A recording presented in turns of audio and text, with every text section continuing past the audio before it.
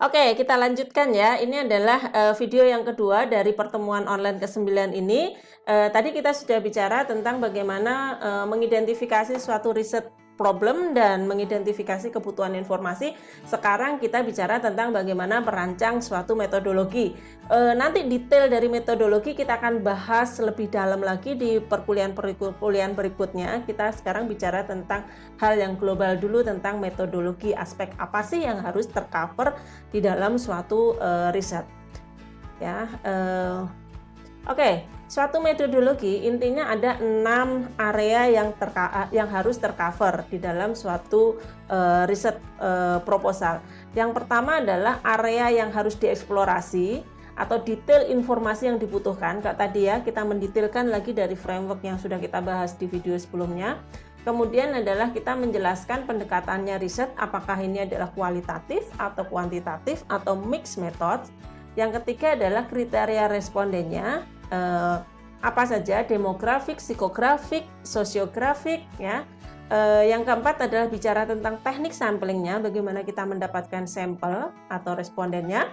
Kemudian kita bicara tentang yang kelima adalah ukuran sampelnya atau sample size. Yang keenam bicara tentang interview atau teknik pengumpulan datanya dengan cara seperti apa. Kita secara cepat akan bahas satu persatu karena nanti detailnya akan kita bahas lagi di masing-masing perkuliahan di sesi berikutnya ya. Nanti kita akan bicara tentang apa itu riset kualitatif, bagaimana mendesain kuesioner dan lain-lain. Nanti kita akan bahas lebih detail. Ini sekarang kita global aja. Yang pertama adalah area eksplorasi atau detail informasi yang dibutuhkan. Tadi kita sudah membuat suatu framework. Framework itu gunanya adalah kita mengidentifikasi nanti seperti apa kita informasi-informasi apa yang harus di-cover di dalam suatu riset kita. Setelah kita mendetailkan informasi secara global ya, misalkan behavior gitu ya, maka kita sekarang mendetailkan secara lebih detail lagi. Misalkan tadi ya behavior yang paling kanan sendiri, memahami pola perilaku konsumsi teh. Itu ada 3 komponen utama. Misalkan adalah preferensi dan consumer behaviornya. Ini adalah bicara tentang jenis teh yang menjadi pilihan dan alasan pemilihan tersebut, ya kan? Apakah sukanya teh jasmine, teh teh tubruk gitu ya. Faktor-faktor yang mau dipertimbangkan dalam pemilihan jenis atau merek dan key influencernya siapa. Kenapa orang itu suka pada suatu kategori tertentu gitu. Kemudian perilaku pembeliannya bicara tentang frekuensi, apakah membuat stok, kalau stok itu berapa lama, mingguan kah, bulanan kah, atau seperti apa, dan di mana tempat pembeliannya. Kemudian bicara tentang kepuasan dan loyalitas, tingkat kepuasan dan loyalitas terhadap suatu merek, hal-hal yang dapat meningkatkan kepuasan konsumen. Ini adalah detail informasi yang harus Anda buat listnya sebelum nanti akan kita gunakan sebagai dasar dalam penyusunan suatu kuesioner ya. Ini semuanya nanti disusun dalam kuesioner atau sebagai dasar dalam penyusunan panduan wawancara kalau studi ini dilakukan secara kualitatif. Oke, yang kedua adalah bicara tentang pendekatan riset. Apakah kita menggunakan kualitatif, kuantitatif, atau mixed method? Ya, nanti kita akan bahas lebih detail lagi apa itu kuantitatif, apa itu kualitatif. Tapi pada intinya, kapan kita membutuhkan suatu kuantitatif? Kalau kita membutuhkan suatu insiden atau suatu angka. Misalkan kita butuh berapa sih sebenarnya willingness to pay orang terhadap suatu teh, ya. Orang tuh mau membayar berapa terhadap suatu teh. Kalau kita bilang nanti misalkan ini adalah teh heritage, teh yang mahal, orang itu berapa mau membayar dari teh gitu ya. Kita perlu angka. Kemudian kapan membutuhkan kualitatif? Kalau kita membutuhkan suatu kedalaman informasi. Kita ingin tahu konteks consumption, itu pasti kita akan butuh yang namanya riset kualitatif, memperdalam kenapa sih orang membutuhkan suatu teh. Teh itu untuk apa sih gitu kan? Sariwangi dengan melakukan banyak sekali kualitatif, akhirnya tahu mari bicara dan enablernya adalah dengan teh. Ternyata teh itu bisa digunakan selain hal yang fungsional banyak sekali simbolik-simbolik di sana, dan itu bisa uncover, terbuka kalau kita lakukan dengan suatu riset kualitatif. Kemudian yang ketiga adalah kita menjelaskan kriteria respondennya seperti apa. Kita membuat suatu profiling secara demografis seperti apa. Apakah kita perlu membedakan usership-nya? Usership itu adalah merek yang digunakan saat ini, penggunaan saat ini, ya, baik itu kategori maupun mereknya, atau kalau dibutuhkan adalah sikap terhadap suatu isu. Jadi ya kalau ini sesuatu yang sifatnya adalah kita ingin tahu attitude orang terhadap suatu hal, mungkin kita perlu beberapa hal tambahan informasi selain demografi, selain psikografi dan sosiografi.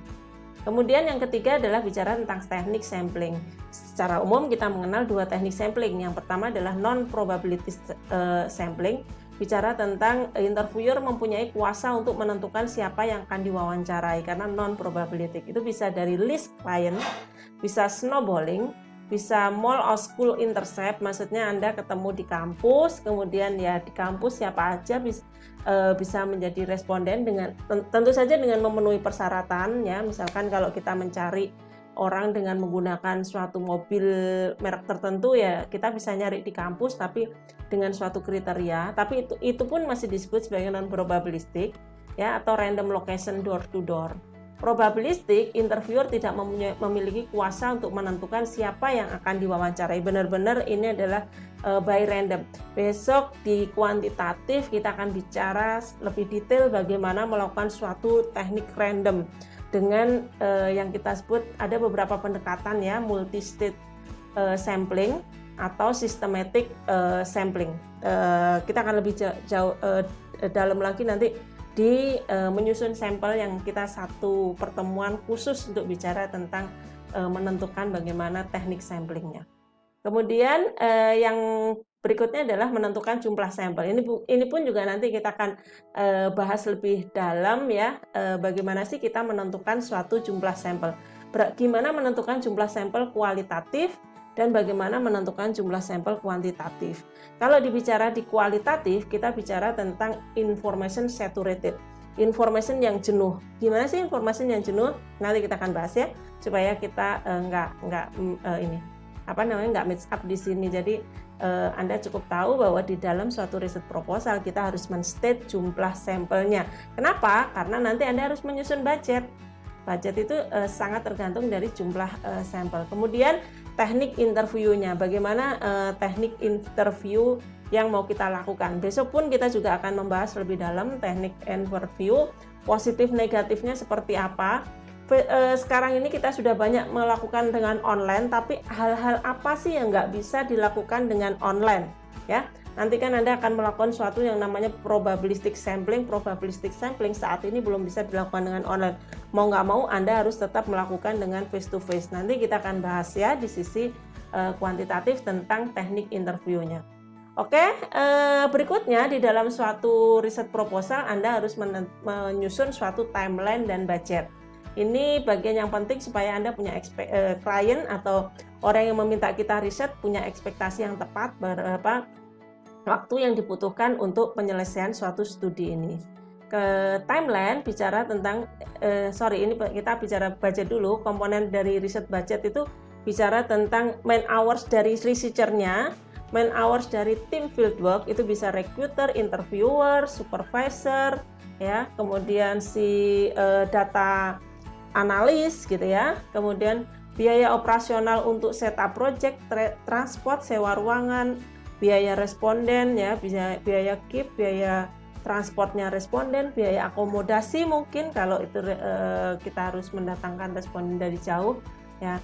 Ini semuanya harus Anda hitung dengan tepat ya, supaya kita karena klien Anda atau orang yang meminta Anda riset pasti membutuhkan berapa biaya yang dibutuhkan. Nah, harus jadi pertimbangan adalah ada trade-off antara biaya dan waktu penyelesaian project ya. Semakin Anda membutuhkan project ini cepat, artinya ada banyak sekali elemen-elemen yang harus Anda adjust sehingga membutuhkan suatu biaya yang lebih besar. Nah, bicara tentang timeline, Anda harus membuat suatu tahapan-tahapan aktivitas yang dilakukan beserta berapa waktu yang dibutuhkan untuk masing-masing aktivitas tersebut. Secara umum, aktivitas riset itu terdiri dari pertama adalah tahap persiapan ya. Mulai dari kick off, Anda punya commissioning project tersebut, sampai Anda menyusun suatu instrumennya jadi gitu ya. Kemudian pelaksanaan field working adalah pelaksanaan data collection, kemudian adalah timeline untuk proses dan analisa datanya, dan proses untuk pembuatan laporan. Nanti saya akan memperlihatkan di dalam proposal yang sudah pernah saya buat semua tentang yang kita bicarakan di video ini ya. Kita masuk ke video ketiga setelah ini. Terima kasih.